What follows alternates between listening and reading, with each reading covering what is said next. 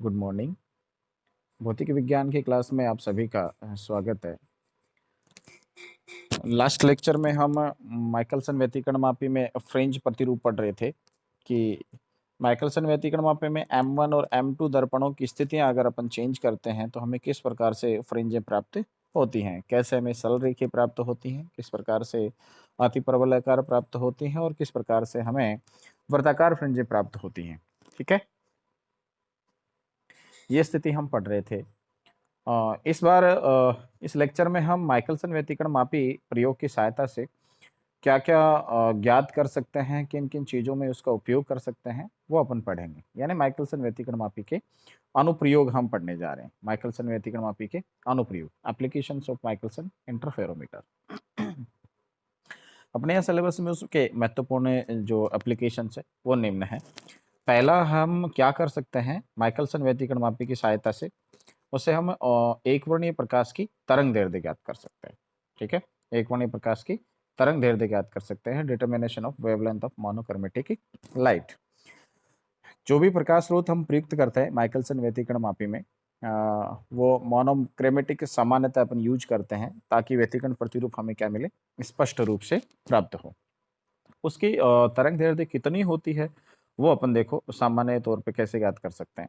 Michelson व्यतिकरण मापी में ये जो प्रायोगिक व्यवस्था होती है, वो आप सबसे पहले ध्यान में रखेंगे।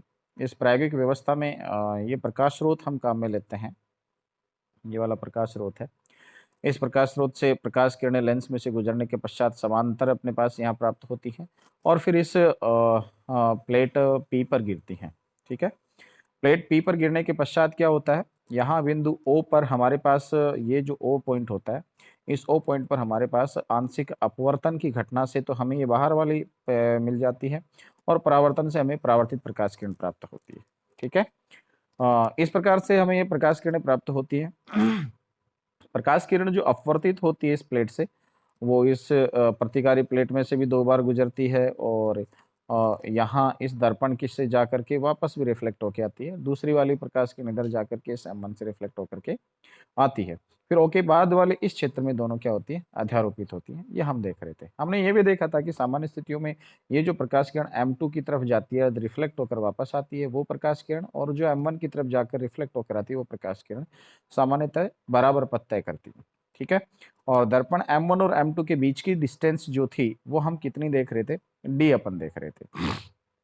इसमें एक खास बात आप ध्यान रखोगे कि दर्पणों के बीच की डिस्टेंस अपने पास d है। अगर इस डिस्टेंस को थोड़ा-सा भी अपन खिसकाते हैं, तो जो पथांतर वाली डिस्टेंस है, जिसमें 2d का रोल होता है, पथांतर 2d cos थीटा में, वो डबल होती है। जितना इसको खिसकाते हैं, उसका वो कितना होता है? डबल खिसकती है। ये ध्यान रखें आप। अब देखो हम क्या करते हैं इसमें। जिस एकवर्णीय प्रकाश स्रोत की हमें तरंग दैर्ध्य ज्ञात करनी है, उस प्रकाश स्रोत को हम यहाँ यूज करते हैं इसमें। और उस प्रकाश स्रोत के लिए जो दर्पण अपने पास होते हैं M1 और M2, उनको एक दूसरे के अभिलंब की स्थिति में रखते हैं। यानी दर्पण M1 यहाँ पर है तो दर्पण M2 यहाँ पर इसके अभिलंब वाली स्थिति में होगा। ठीक है, क्योंकि ऐसा करने से क्या होगा, जो दर्पण M1 और M1 dash, M2 dash sorry, M2 dash, और ये कौन सा M1, ये M2 डैश और M1 के बीच वाली जो वायु फिल्म बनती है, ये वायु फिल्म कैसी होती है, एक दोनों के लिए समान मोटाई की वायु फिल्म होती है और इस स्थिति में हमें वर्ताकार वायु फिल्में वर्ताकार फ्रिंजें प्राप्त होती है। इस स्थिति में कैसी फ्रिंजें मिलती हैं? वर्तीय फ्रिंजें हमें प्राप्त होती हैं। इस स्थिति में ये हमें मिलती हैं। इस व्यवस्था के लिए हम क्या कर लेते हैं, इसको सेटअप को तैयार कर लेते हैं। इसके बाद क्या करते हैं कि M1 और M2 जो दोनों दर्पण हैं, उनके बीच की दूरी अपने पास कितनी रहती है? ये d रहती है। दोनों के बीच की दूरी d रहती है और जो दूरदर्शी अपने पास रहता है, उससे अपन देखते हैं तो हमें दीप्त और अदीप्त फ्रिंजें हमें वर्ताकार रूप से दिखाई देती हैं, दीप्त और प्रदीप्त फ्रिंजें। उनके लिए हमने अभी ज्ञात भी किया था लास्ट लेक्चर्स में कि प्रदीप्त फ्रिंज अगर अपन को मिल रही है तो उन प्रदीप्त फ्रिंजों के लिए अपने पास जो सूत्र प्राप्त होता है, वो ये कंडीशन मिलती है हमें, 2d बराबर n प्लस हाफ लेमडा हमें मिलता है और दूसरा जो हमारे पास रहता है 2d बराबर n लेमडा हमें प्राप्त होता है। ठीक है, ये स्थिति हमारे पास रहती है। अब हम क्या करते हैं, सपोज एक अदीप्त फ्रिंज वाली स्थिति अपन सेलेक्ट कर लेते हैं। ठीक है, और इस अदीप्त फ्रिंज वाली स्थिति में क्या करते हैं, हमारे पास जो कंडीशन है वो कितनी है, 2d बराबर n लेमडा। यानी हमें कोई सी अधिकतम फ्रिंज हमें प्राप्त हो रही है, वो कौन सी मिल रही है, 2d बराबर एन लेमडा वाली हमारे पास स्थिति है, एन फ्रिंज हमें मिल रही है। अब हम क्या करते हैं, अब हम जो दर्पण हमारे पास M1 था, कौन सा दर्पण, M1, ये वाली स्थिति में ये जो दर्पण हमारे पास होता है M1, इसको अपन थोड़ा सा आगे पीछे खिसकाते हैं। कितनी दूरी से खिसकाते हैं, सपोज लेमडा बाई 2 दूरी से खिसकाते हैं। कितनी दूरी से खिसकाते हैं, लेमडा बाई 2 दूरी से खिसकाते हैं। अब इसको मैंने लेमडा बाई 2 दूरी से खिसकाया है, तो ये वाला जो अपने पास विस्थापन होगा वो इसका कितना होगा, डबल, यानी लेमडा विस्थापन होगा। ठीक है, तो इस स्थिति का क्या फर्क पड़ा, इस स्थिति का हमारे पास फर्क ये पड़ा कि मैंने M1 को लेमडा बाई 2 दूरी से अगर खिसकाया, यहाँ लेमडा बाई 2 दूरी से खिसकाया, तो पुनः समान केंद्रीय फ्रिंज दिखाई देगी, वैसी जो पहले अदीप्त फ्रिंज थी, अगली फिर से अदीप्त फ्रिंज, क्योंकि अब हमने क्या किया था, लेमडा बाई 2 से, यानी डी की दूरी का हमने विस्थापन कितना किया, लेमडा बाई 2 से, तो वो टोटल कितना, या ये 2d, यानी 2d का मान कितना हुआ, लेमडा गुणा 2, तो कितना हुआ, लेमडा। तो लेमडा इसका मतलब यहाँ 2d अपन ने खिसकाया तो लेमडा और खिसक गई, तो एन लेमडा तो पहले से था। अब नई वाली जो स्थिति थी वो कौन सी हो गई, एन लेमडा प्लस लेमडा, समझ गए। इसका मतलब हमने थोड़ा सा भी जब खिसकाया इस दर्पण को, तो खिसकाते ही क्या स्थिति बनी, यहाँ 2d बराबर एन लेमडा वाली स्थिति में जो फ्रिंज nवें क्रमांक पर थी वो किस पर चली गई, एन लेमडा प्लस लेमडा हो गया ये मान, तो कितना हुआ, एन प्लस 1 लेमडा। ठीक है, तो ये हमने विस्थापन देखा कि एनवी फ्रिंज जो थी, एनवा जो क्रमांक था वो किस पर विस्थापित हो गया, एन प्लस 1 में पे। इसका मतलब फ्रिंज जो क्रमांक था वो एनवे से किस पर हो गया, एन प्लस 1 में पे हो गया। ठीक है, इसका मतलब ये हुआ कि अगर हम इस दर्पण M1 को लेमडा बाई 2 से खिसकाते हैं तो क्रमांक n से 1 बढ़ जाता है। कितना बढ़ जाता है, n से 1 बढ़ जाता है। समझ गए बात आप। तो इसका मतलब ये हुआ कि अगर अपन थोड़ा सा भी खिसकाते हैं तो क्रमांक भी चेंज हो रहा है इस प्रकार से। तो मान लो हमने क्या किया, दर्पण M को अक्ष दूरी से विस्थापित कर दिया। अब अक्ष दूरी से सपोज हमने विस्थापित कर दिया, भाई अक्ष कितनी है, लेमडा की कितनी गुणी है कितनी नहीं, वो हमें अभी नहीं पता, हमने केवल अक्ष दूरी हमने मेजर कर ली कि इतनी दूरी तक हमने खिसकाया है और वो दूरी कितनी है, अक्ष है। अगर ऐसी स्थिति में एन से जो क्रमांक था वो बढ़ जाता है, कितना, एन बढ़ जाता है, यानी अब कितना हो गया, एन प्लस कैपिटल एन हो गया। समझ गए, यानी अक्ष हमने खिसकाया तो क्रमांक कितना हो गया, एन प्लस कैपिटल एन हो गया। तो मैंने अक्ष खिसकाया था, कितना खिसकाया था, अक्ष, तो ये 2d पहले से था, 2d पहले से था तो 2, तो d था, तो d में कितना विस्थापन किया मैंने, अक्ष कर दिया, तो टोटल हमारे पास विस्थापन कितना आया, 2 इंटू डी प्लस अक्ष, ये अपने पास पथांतर आ गया, है ना, क्योंकि हमने कहा था ना कि d है तो ऊपर विस्थापन कितना है उनमें, 2d है, पथांतर 2d होगा।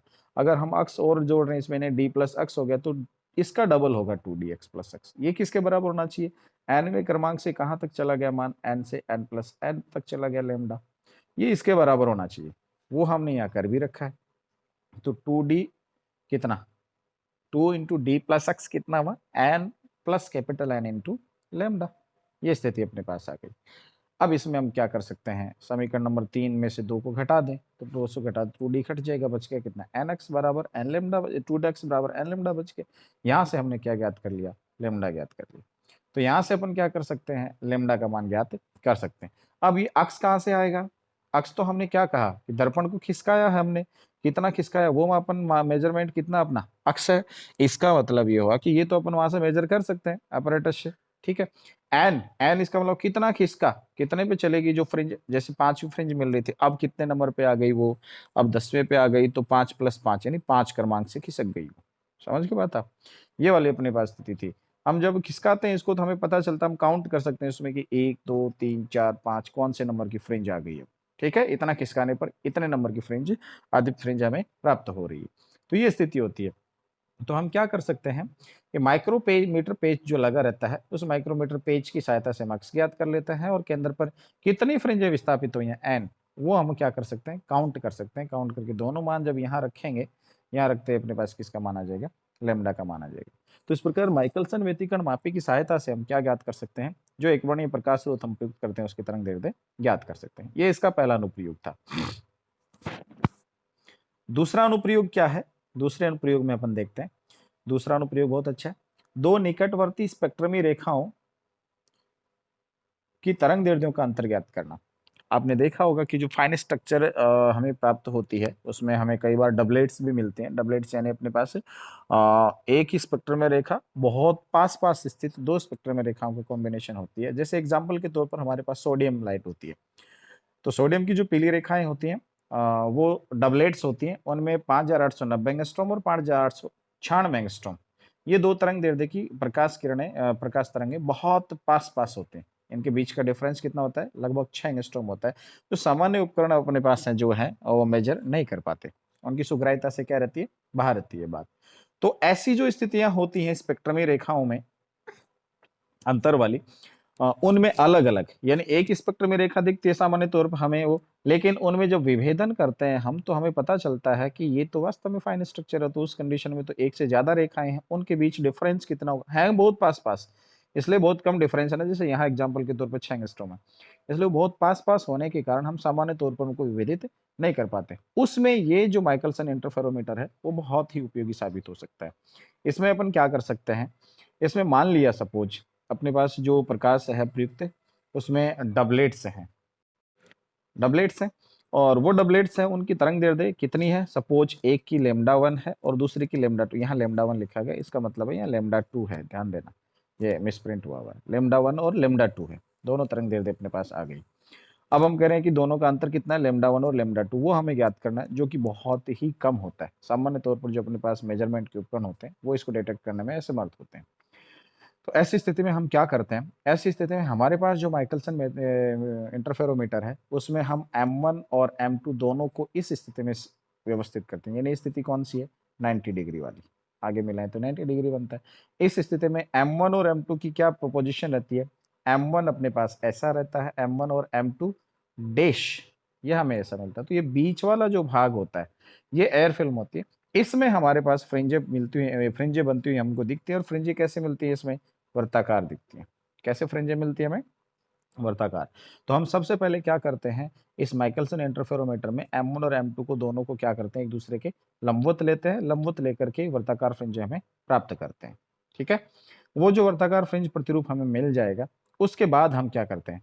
अब हम प्रत्येक तरंग दैर्ध्य के, प्रत्येक जो तरंग दैर्ध्य है उसके प्रकाश द्वारा स्वतंत्र रूप से फ्रिंज प्रतिरूप बनता है, वो हम बनाते हैं, देखते हैं दृश्य क्षेत्र में। अब क्या होगा? हम लैम्डा 1 और लैम्डा 2, लैम्डा 1 भी ले रहे हैं और दूसरी क्या ले रहे हैं? लैम्डा 2 भी ले रहे हैं। तो वो जो वर्ताकार फ्रिंजों का प्रतिरूप हमें मिलेगा वो लैम्डा 1 के लिए भी मिलेगा और किसके लिए मिलेगा? लैम्डा 2 के लिए भी मिलेगा। अब दोनों के लिए मिलेगा। तो हम क्या करेंगे? लैम्डा 1 और लैम्डा 2 दोनों को लिए क्या करेंगे? एक दूसरे के अध्यारोपित प्रतिरूप हमें प्राप्त में होंगे। तो दोनों का जो अध्यारोपण हमें मिलेगा उसको अपन स्टडी करेंगे। स्टडी क्या करेंगे उसमें कि दर्पण M1 को, देखो अध्यारोपण मिलता है हमें, परिणाम प्रेक्षित होता है अध्यारोपित। तो अब दर्पण M1 को माइक्रोमीटर स्क्रू द्वारा इतना विस्थापित करते हैं कि वर्ताकार फ्रिंजों की तीव्रता क्या हो जाए? अधिकतम हो जाए और अधिकतम स्पष्ट दिखाई दे। यानी होगा क्या इस स्थिति में? यानी हम M1 को जब से खिसकाएंगे, M1 को खिसकाएंगे तो क्या होगा? जैसे लैम्डा 1 वाले अपने पास सपोज कोई संपोषी व्यतिकरण के लिए चमकीली फ्रिंज मिल रही थी और लैम्डा 2 के लिए भी सपोज ये N1 क्रमांक की मिल रही थी और ये N2 क्रमांक की मिल रही थी।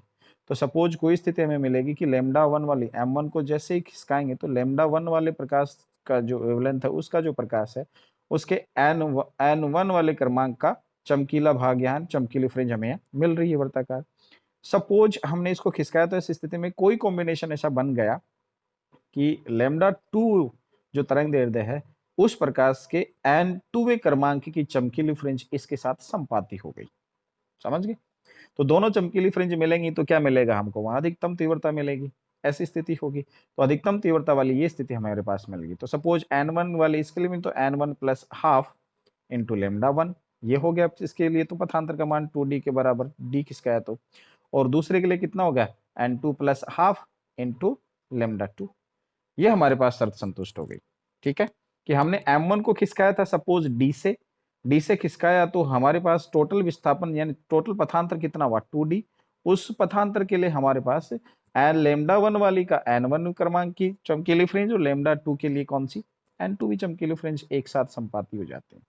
तो हमें क्या मिल जाता है? चमकीला प्रारूप मिल जाता है, अधिकतम तीव्रता का प्रारूप मिल जाता है, जो आप यहाँ से देख सकते हो। ये हमारे पास आ भी गया। ठीक है, ये स्थिति हो गई।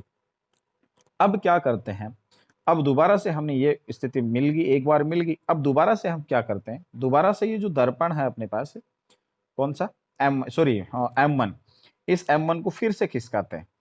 ठीक है, दोबारा से फिर से खिसकाते हैं, फिर से खिसकाते हैं, तो क्या होगा, λ1 वाली जो तरंग दैर्ध्य थी उसका nवां क्रमांक हमें मिला था, और λ2 का कौन सा मिला था, n2वां क्रमांक मिला था, और वो समपोषी व्यतिकरण की घटना में एक दूसरे से मिल गए थे। अब क्या होगा, सपोज n1 से इसका मान बदलेगा, n1 प्लस 1 होगा, n1 प्लस 2 होगा, इधर क्या होगा, n2 प्लस 1 होगा, और इधर n2 प्लस 2 होगा, आगे आगे क्रमांक वाली फ्रिंजें मिलेंगी। तो सपोज इसकी जैसे n1 प्लस 2 है, n1 प्लस 1 है, इसके लिए इसका n1 प्लस या n2 प्लस 1 संपाती नहीं हुआ, क्योंकि वेवलेंथ अलग अलग है, लैम्डा अलग अलग है। अब सपोज इसका इसका पहले वाले का लैम्डा वाला 1 वाले के लिए क्या हुआ, n1 प्लस 2 वही फ्रिंज आई, इस क्रम की फ्रिंज आई, और इधर n2 प्लस 2 वे क्रम की आई, ये भी नहीं मिली।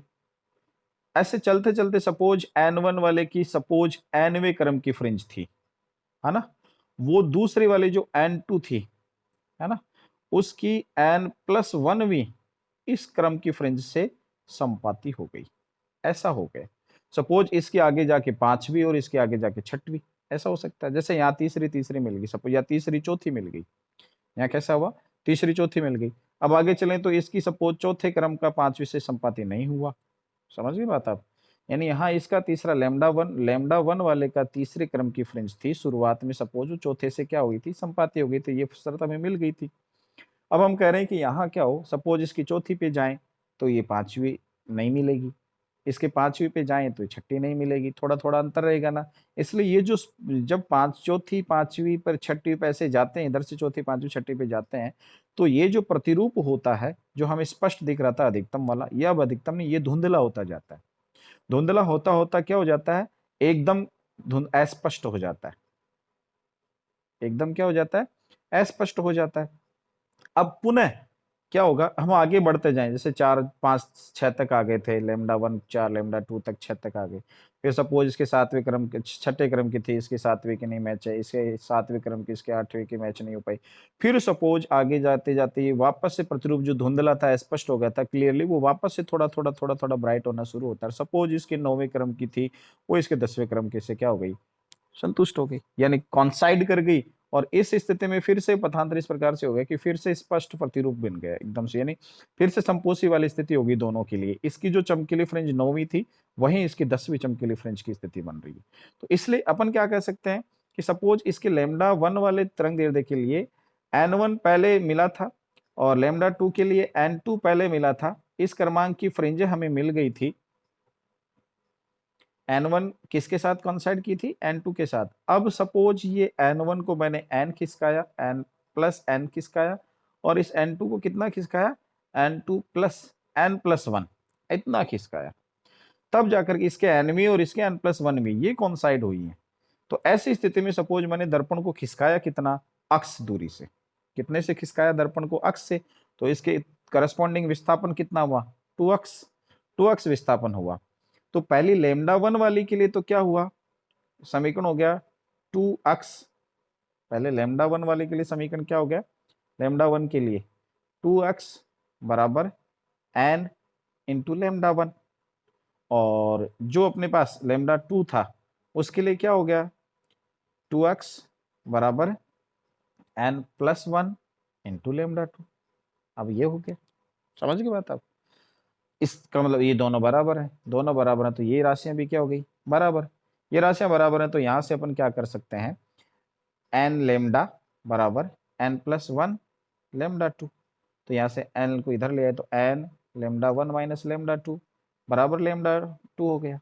ये हमारे पास समीकरण आ गया, जो समीकरण हमें दिख भी रहा है, ये वाला समीकरण।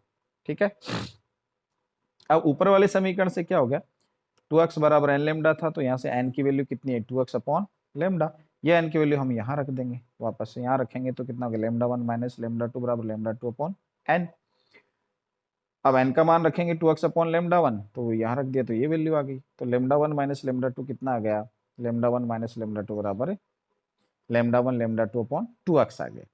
ठीक है, अगर अपन क्या करें, अकन ये माने कि लेमडा 1 और लेमडा 2 दोनों का जो मीडियन माध्य है, माध्य तरंग दैर्ध्य लेमडा है, जो लगभग लेमडा 1 इंटू लेमडा 2 बराबर लेमडा स्क्वायर के तुल्य है, ऐसा मान सकते हैं। ठीक है, तो माध्य तरंग दैर्ध्य अपने पास आ गया, तो उस स्थिति में अपन क्या कर सकते हैं, माध्य तरंग दैर्ध्य लेमडा मान लिया, लेमडा मानते लेमडा 1 इंटू लेमडा 2 बराबर लेमडा मान लिया, ये लेमडा अपने पास आ गया। इसके लिए अपन क्या करें, यहाँ लेमडा अगर रखते हैं, रखते ही तो दोनों वैल्यू अपने पास क्या आ गई, lambda 1 minus lambda 2 equal to lambda square upon 2 अक्स। अक्स तो हमने खिसकाया था, लेमडा अपने पास क्या आ रहा है, माध्य तरंग दैर्ध्य अपने पास आ रही है, तो अपने पास किसकी वैल्यू आ गई, लेमडा 1 माइनस लेमडा 2 आ गई। ठीक है, ये स्थिति अपने पास आ गई। माध्य तरंग दैर्ध्य यानी जो मूल एक रेखा हमें दिखाई दे रही थी, उसकी तरंग दैर्ध्य हमें दिख रही है, ये वाली। दोनों को सेपरेट सेपरेट देखें तो लेमडा 1 और लेमडा 2 का डिफरेंस भी हमें प्राप्त हो जाएगा। इस प्रकार से हम दो, अपने पास क्या मिलता है, इस प्रकार से हम दो लगातार अधिकतम स्पष्ट प्रतिरूप देखने के लिए M1 और M2 को जो विस्थापन है वो ज्ञात करके उसकी सहायता से लेमडा 1 और लेमडा 2 का डिफरेंस अपन ज्ञात कर लेते हैं। इसका मतलब माइकलसन व्यतिकरण मापी की सहायता से बहुत ही एक शानदार काम अपन कर सकते हैं कि दो स्पेक्ट्रम में रेखाएं हैं, उनके बीच का जो अंतराल है एंगस्ट्रॉम की कोटि का, वो अपन ज्ञात कर सकते हैं, जो सामान्यतः अपन मेजरमेंट नहीं कर सकते। तीसरा जो है वो बहुत ही अच्छा अनुप्रयोग है। कौन सा अनुप्रयोग है, पतली पारदर्शी फिल्म या कोई भी प्लेट है, उसकी मोटाई और उसका अपवर्तनांक ज्ञात करना, रिफ्लेक्टिव इंडेक्स ज्ञात करना। इसमें देखो क्या करते हैं, इसमें बहुत सिंपल सा तरीका अपन अपनाते हैं। क्या करते हैं, इसमें देखो अपने पास ये जो प्रायोगिक व्यवस्था होती है, कौन सी प्रायोगिक व्यवस्था, ये वाली प्रायोगिक व्यवस्था, यहाँ आ जाओ, यहाँ आ जाओ। इसमें क्या होता है कि ये जो दर्पण M1 M2 की तरफ प्रकाश किरण जा रही है और एक किधर जा रही है, M1 की तरफ जा रही है, दोनों को लंबवत भाग के लिए समायोजन कर लेते हैं, ऐसा भी अपन कर सकते हैं। ठीक है, तो वर्ताकार मिल जाती है। अगर दोनों को थोड़ा सा तिरछा किया, यानी M1 को थोड़ा टिल्ट कर दिया, तो इनके लिए इस प्रकार की व्यवस्था मिल जाती है। ठीक है, अगर थोड़ा सा और टिल्ट किया तो देखो मैं तीनों ही दिखाता हूँ आपको, अपने ये स्थितियां मिल जाती हैं, ये स्थितियां। तो सपोज मैंने क्या किया, दर्पण M1 और M2 को, M1 को थोड़ा सा टिल्ट कर दिया, तो M1 और M2 डेश के बीच ये स्थिति बन गई, थोड़ा सा फानाकार भाग बन गया ऐसे। ठीक है, फानाकार भाग बन गया तो अपने पास परवलय फ्रिंजे कैसे बनी, अति परवलयाकार फ्रिंजे बन गई, और सेंट्रल फ्रिंज लगभग हमें क्या मिलती है, ब्राइट मिलती है। ऐसी स्थिति में सेंट्रल फ्रिंज क्या मिलती है हमें, ब्राइट मिलती है, चमकीली मिलती है। ठीक है, मिल गई। अब क्या होगा, पहली व्यवस्था क्या करते हैं, श्वेत प्रकाश हम इसमें प्रयुक्त करते हैं सबसे पहले, और प्रयुक्त करके सरलरेखीय फ्रिंजें प्राप्त की जाती हैं। इसके लिए प्रकाशीय पथ है OM1 और OM2, OM1 OM2 बराबर किए जाते हैं, तो M2 को अत्यल्प कोण से घुमा दिया जाता है, थोड़ा सा टिल्ट करते ही M1 और M2 के बीच, प्रतिबिंब के बीच काल्पनिक वायु फिल्म जो होती है थोड़ी फानाकार हो जाती है। ठीक है, अब क्या होता है, इस स्थिति में केंद्रीय फ्रिंज है वो श्वेत मिलती है, और उसके आसपास वाली कुछ फ्रिंजें कैसी मिलती हैं, रंगीन दिखाई देती हैं, क्योंकि श्वेत प्रकाश प्रयुक्त किया ना, तो विभिन्न प्रकार की तरंग दैर्ध्य में मिलेंगे, तरंग दैर्ध्य होंगी उसमें, और सबके लिए विभिन्न प्रकार की विभिन्न स्थितियों पर शर्तें संतुष्ट होंगी दीप्त और अदीप्त की। इसलिए अब हम क्या करते हैं, जो दूरदर्शी होता है अपने पास, टेलीस्कोप होता है, उस टेलीस्कोप में क्रॉस तार लगा रहता है इस प्रकार से, उस क्रॉस तार को सबसे पहले जो श्वेत फ्रिंज है उस पर अपन क्या करते हैं, सेट कर देते हैं। ठीक है, सफेद फ्रिंज पर अपन क्या करते हैं, उसको सेट कर देते हैं। अब सेट करके क्या होगा, अब हम क्या करेंगे, अब इसके बाद हमारे पास ये जो पथ है, ये वाली, कौन सी, ये जो प्रकाश किरण है ये वाली, ठीक है, जो दर्पण M2 की तरफ जा रही है, यहाँ एक छोटी सी पारदर्शी टी मोटाई की प्लेट अपन रख देंगे, जिसका अपवर्तनांक कितना है, म्यू है। समझ गए बात आप। अब इसके लिए क्या होगा, इसके लिए प्रकाश किरण क्या होगी, ये प्रकाश किरण इधर जाएगी और इधर वापस भी आएगी, तो इसमें से कितनी बार गुजरी, दो बार, दो बार गुजरी, तो ज्यामितीय मोटाई कितनी है इसकी, 2T हो गई, एक बार तो जाते टाइम, एक बार आते टाइम, तो ज्यामितीय दूरी तो कितनी तय करनी पड़ी, इस फिल्म को अगर हटा देते तो यहाँ कितनी दूरी तय करनी पड़ी प्रकाश किरण को, 2T तय करनी पड़ती। लेकिन अगर म्यू है इसका अपवर्तनांक है, और यहाँ पर अगर प्लेट रख दी ये वाली, ठीक है, तो इस प्लेट में जैसे ही गुजरेगी प्रकाश किरण इधर, तो कितना पद तय करेगी, म्यू टी, माध्यम में से चलती है तो म्यू टी पद तय करता है प्रकाश, और जब वापस आएगी इधर से तो कितना करेगी, म्यू टी और करेगा, तो इसका मतलब कितना हो गया, उसके द्वारा चला गया पथ 2 म्यू टी।